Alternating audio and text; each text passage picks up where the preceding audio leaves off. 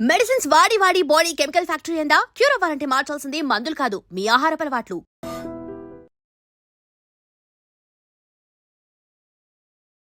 చెప్పాలంటే కార్తిక్ రెడ్డి గారు రేవంత్ రెడ్డి గారిని ఒక రాజకీయ గురువులా భావిస్తుంటారు అన్నంతలా బయట విమర్శలు ఉన్నాయి. రాజకీయ గురువు అంటే కొంచెం దూరం అవుద్దేమో. మా సొంత అన్న అంటేనే బాగుంటుంది. నాకు అంత దగ్గర సంబంధాలు ఉన్నాయి. ఏదున్నా కూడా మంచి చేయడం నేను ఆయనకు చెప్పుకోవడం ఇప్పటి నుంచి కాదు. అంటే ఇది మీకు ఇబ్బందికరం కాదా? ఇప్పుడు నాకు సొంత అన్న, నాకు చాలా దగ్గర అంటున్నారు. అంటే రాజకీయంగా తీసుకుంటే రెండు కూడా ఈరోజు కాంగ్రెస్ పార్టీ లక్ష్యాలు. ఆయన పోటీ చేస్తుంది అంటే మా సొంత అన్న అయినా విభేదాలు ఉండకూడదని ఏం లేదు కదన్న. మీరున్నారు, నాకు చాలా క్లోజ్. ఒక అంశం పైన మీకు ఏదైనా చెప్తే నేను గొడవ పడవచ్చు కదా మీతో. మళ్ళీ అన్ననే ఉంటారు. ఫర్ ఎగ్జాంపుల్ ఈయన పదే పదే రాజశేఖర్ రెడ్డిని విమర్శించేవాడు. అప్పట్లో కోపం వచ్చేది నాకు కలిసినప్పుడు. ఎందుకు ఇట్లా చేస్తూ ఉన్నావు, అసలు ఏంది కథ నీది, ఎట్లా మా సార్ని అంటావు, ఏంది కథ అంటే ఆయన ఏదో చెప్పేవాడు రాజకీయంగా. సో అది నడిచేది. ఇప్పుడు ఆయన నియోజకవర్గం కొడంగల్ మా పార్టీ క్యాండిడేట్ పెట్టేది, నా ప్రాంతం నాది, ఆయన పార్టీ క్యాండిడేట్ పెట్టేవాడు. నేను ఆయన మీద పోయి పోటీ చేసేది లేదు, ఆయన నా మీద వచ్చి పోటీ చేసేది లేదు. సో మాకు రాజకీయంగా ఇబ్బందులు ఏముంటాయి? రాజశేఖర్ రెడ్డి గారు ఉన్న రోజుల్లో సైతం మీరు రేవంత్ రెడ్డి గారు బాగా క్లోజ్గా తిరిగేవారు అంటున్నారు. అంటే రేవంత్ రెడ్డి గారు రాజశేఖర్ రెడ్డి గారిని విమర్శిస్తున్నా కూడా ఎలా అంత క్లోజ్గా తిరిగేవాళ్ళు మీరు? అంత అభిమానం ఉన్నప్పుడు. చెప్పాను కదా, అదే కదా కొట్లాడుతుంటే నేను. అసలు ఎట్లా నువ్వు మా అంకుల్ అంటావు, ఇట్లా అంటావు మా సార్, ఏం తెలుసు నీకు మా సార్ గురించి, ఇట్లా ఇట్లా నువ్వు మనకు అనడానికి వీల్లేదు, గట్టిగా కొట్లాడుతుంటే. ఆయన వాదన ఆయన చెప్పేవాడు. పాలిటిక్స్లో ఉన్నప్పుడు ఇదంతా తప్పదు, వ్యక్తిగతంగా ఏమన్నా అంటాం మనం, ఇదంతా కూడా ఆయన చెప్పాడు. సో ఈరోజు ఆ సంబంధం మెల్లమెల్లగా ఈరోజు నాకైతే చాలా సంతోషం వస్తుంది. నాకు సంతోషం వేస్తుంది. ఏంటంటే రేవంత్ అన్న నేను చిన్నగా నుంచి చూశాను. నేను కూడా అంటే మరీ చిన్నగా కాకపోయినా ఏమీ లేదు రేవంత్ అన్న అనే స్థాయి నుంచి ఈరోజు తెలంగాణ రాష్ట్రంలో తనకు ఒక ప్రత్యేకమైన స్థానం సంపాదించుకున్నాడు. కొంచెం సంతోషం, కొంచెం గర్వం నాకు అనిపిస్తుంది రేవంత్ అన్న. ఇంకా ఆయన రాజకీయ జీవితం భవిష్యత్తు ఎక్కడ పోతుందో దేవునికి ఎరగా, కానీ బీజేపీ వైపు పోతుందో, కాంగ్రెస్ వైపు పోతుందో, ఎటు పోతుందో డిసైడ్. తమ్ముడు వెనకలే నడుస్తారో, నా వెనకాల నడవడానికి ఏముంది. కానీ ఈరోజు ఆయన చూస్తుంటే మాత్రం సంతోషం వేస్తుంది, కొంచెం గర్వం వేస్తుంది.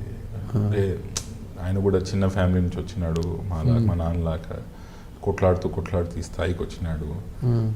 కొంచెం సంతోషం వేస్తుంది, గర్వం వేస్తుంది. ఈరోజు రేవంత్ అన్న ఉన్న పరిస్థితి, సిచ్యువేషన్ చూస్తుంటే పొలిటికల్గా I'm very happy for him.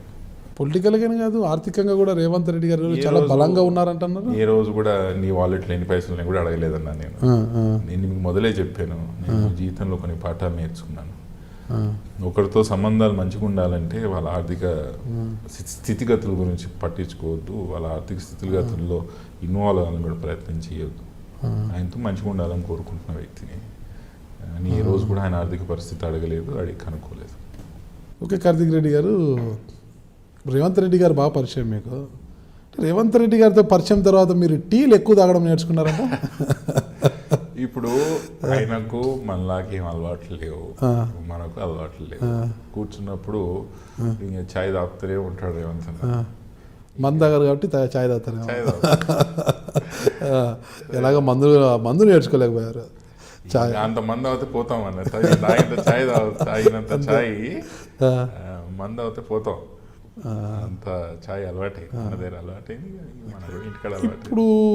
ఇప్పుడు తీసుకుంటే అంటే మీ ఏజ్ గ్రూప్ కావచ్చు అంతా కూడా 10th క్లాస్ నుంచి ఇప్పుడు ఈ ఏజ్ గ్రూప్ వరకు, అంటే మీరు 32 years ఉంటారు. అంటే ఒక 10th క్లాస్ నుంచి ఏజ్ గ్రూప్ 30, 35, 40 వరకు ఏజ్ గ్రూప్ ఉబకాయలు అంటారు. అంటే అందరికీ కూడా పొట్టలు వచ్చేసి ఉబకాయలు అంటారు అనమాట. దాంతో బెల్లీస్ వచ్చేసి చాలా ఉంటారు, చాలామంది ఉంటారు అనమాట. ఎవరిని చూసినా కూడా బాగా ఫ్యాటీగా ఉంటారు, అంతా పొట్ట అంతా వచ్చేసి.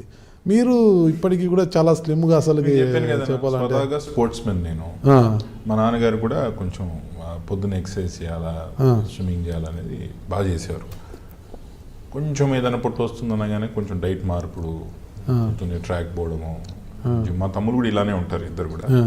సో ఇద్దరు కూడా మాకు కొంచెం ఫిజికల్గా ఫిట్ ఉండాలనేది ఒక జనరల్గా ఉండే ఒక మా ఇంట్లో అందరం కూడా ఇట్లనే ఉంటాం. మా అమ్మగారు చూస్తారు అమ్మగారు ఇంకా ఎప్పటికీ అదే ఎవరికి అనమాట. ఇంకా అమ్మగారు అసలు నేను చిన్నతనం నుంచి చూసిన అమ్మగారేమో అలాగే ఉన్నారు. అసలుకి మేమేదైపోతున్నాము అమ్మగారు అలా.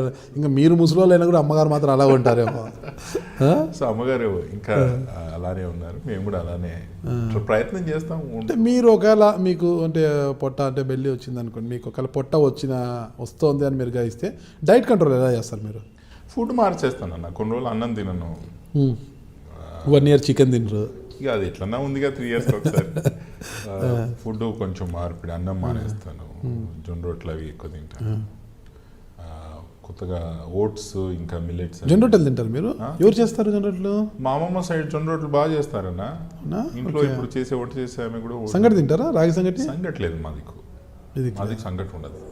మా దిక్కు ఉగ్గాని బొంగులు ఏమి ఉంటాయి, ఉగ్గాని విన్నారా? అది బాగుంటుంది మా దగ్గర.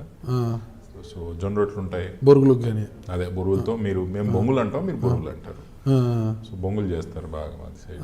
అమ్మ వాళ్ళ సైడు ఉగ్గానేనా? బజ్జీలు కూడా తింటారు దాంట్లోకి? బజ్జీలు ఏం లేదన్నా, బజ్జీలు ఎప్పుడు.